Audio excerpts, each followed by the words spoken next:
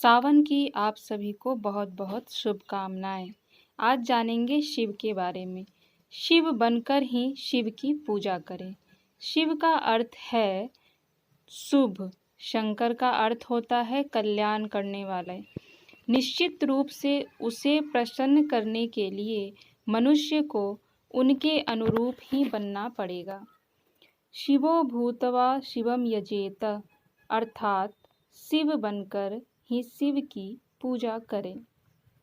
इस सावन में आप सभी शिव बनने की पूरी कोशिश करें और शिव जी को प्रसन्न करने के लिए उनके जैसा ही बनने का प्रयास करें।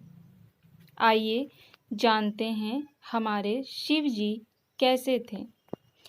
हमारे धर्म ग्रंथों में वर्णित शिव के स्वरूप की प्रलयकारी रुद्र के रूप में स्तुति की गई है।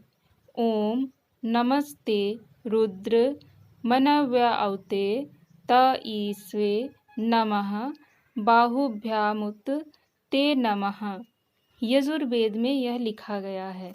इसका अर्थ है शिव दुष्टों को रुलाने वाले रुद्र हैं तथा सृष्टि का संतुलन बनाने वाले संहारक शंकर हैं। शिव पुराण में शिव महिमा का गान इस प्रकार से किया गया है। आइए जानते हैं कि शिव पुराण में शिव जी की महिमा किस स्तुति के द्वारा की गई है। यह स्तुति आपको संस्कृत भाषा में मिलेगी। वंदे देवमुमापतिं सुरगुरुं वंदे जगत्कारणं वंदे पन्नगभूषणं मृगधरं वंदे पशूनां पतिं वंदे सूर्यशशाङ्कवाहिनैनं वंदे मुकुन्दप्रियं वंदे भक्तजनाश्रयं च वरदं वंदे शिवं शंकरम। बोलो शिव जी महाराज की जय। इसका अर्थ है शंकर जी के ललाट पर स्थित चंद्र शीतलता और संतुलन का प्रतीक है, विश्व कल्याण का प्रतीक, और चंद्रमा सुंदरता का पर्याय है, जो सुनिश्चित ही शिवम से सुंदरम को चरितार्थ करता है। सिर पर बहती गंगा शिव के मस्तिष्क में अविरल प्रवाहित पवित्रता का प्रतीक है। आज विवेकहीन अदूरदर्शिता के कारण मानव दुखी है। भगवान शिव का तीसरा नेत्र विवेक का प्रतीक है, जिसके खुलते ही कामदेव नष्ट हुआ था। अर्थात विवेक से कामनाओं को विनिष्ट करके ही शांति प्राप्त की जा सकती है। सर्पों की माला दुष्टों को भी गले लगाने की क्षमता तथा कानों में बिच्छू, बर के कुंडल अर्थात कटु एवं कठोर शब्द को सुनने की सहनशीलता ही सच्चे साधक की पहचान है। शिव जी ने स्वयं से ही बहुत सारे उदाहरण दिए हैं। आइए आगे देखते हैं और क्या क्या उन्होंने उदाहरण प्रस्तुत किए हैं। मृग छाल निरर्थक वस्तुओं का सदुपयोग करना और मुंडों की माला जीवन की अंतिम अवस्था की वास्तविकता को दर्शाती है। भस्म लेपन शरीर के अंतिम परिणति दर्शाती है। भगवान शिव के अंतस का वह तत्व ज्ञान जो शरीर की नश्वरता और आत्मा की अमरता की ओर संकेत करता है।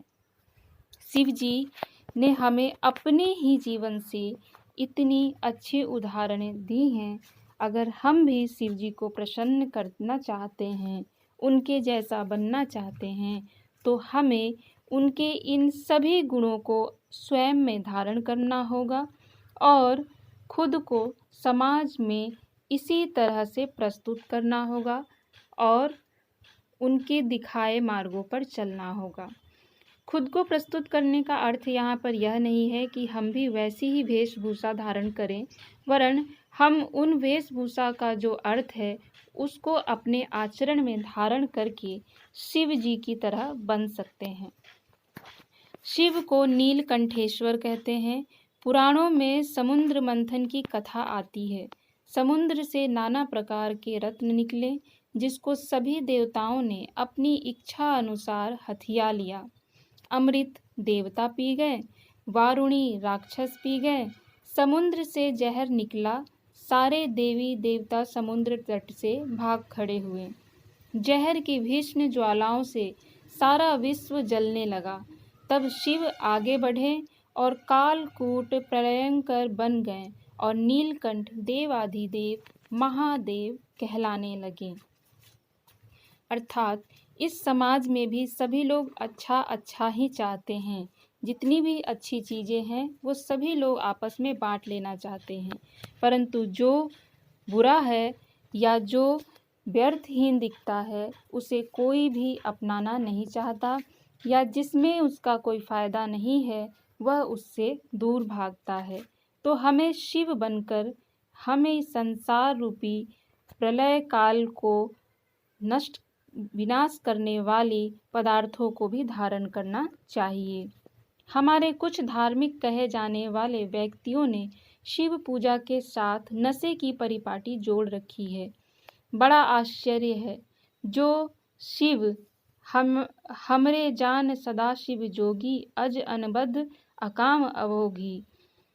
जैसा विराट पवित्र व्यक्तित्व है, उसने पता नहीं नशा पता कब किया होगा। भांग, धतूरा, चिल्म, गांजा जैसे घातक नशे करना मानवता पर कलंक है। अतः शंकर भक्त को ऐसी बुराइयों से दूर रहकर शिव के चरणों में बिल्व पत्र ही समर्पित करना चाहिए। बेल के 3 पत्ते हमारे लोभ, मोह, अहंकार को मिटाने में समर्थ है। शंकर जी हाथ में त्रिशूल इसलिए धारण किए रहते हैं जिससे दुखदायी इन 3 भूलों को सदैव याद रखा जाए। आज की युवा पीढ़ी यही कहती है कि हम शिव भक्त हैं, तो जिस प्रकार से शिव जी नशा करते थे और नशे में धुत होते थे, जो कि कहीं भी वर्णित नहीं है, उसको फॉलो करके उसको अपना कर यह शो करते हैं, यह दिखाते हैं कि हम तो बहुत बड़े शिव भक्त हैं, जो कि अन्यथा जो सर्वथा अनुचित है। और ऐसा करने से शिव जी प्रसन्न नहीं बल्कि और दुखी होते हैं। नशेबाजी एक धीमी आत्महत्या है। इस व्यक्तिगत और सामाजिक बुराई से बचकर नशा निवारण के संकल्पों को उभारना ही शंकर की सच्ची आराधना है। शंकर के सच्चे वीरभद्र बनने की आवश्यकता है।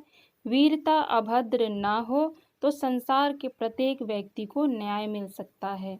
अतः इस सावन आप भी अच्छे और सच्चे शिव भक्त बनने की कोशिश करें। पंडित श्री राम शर्मा आचार्य।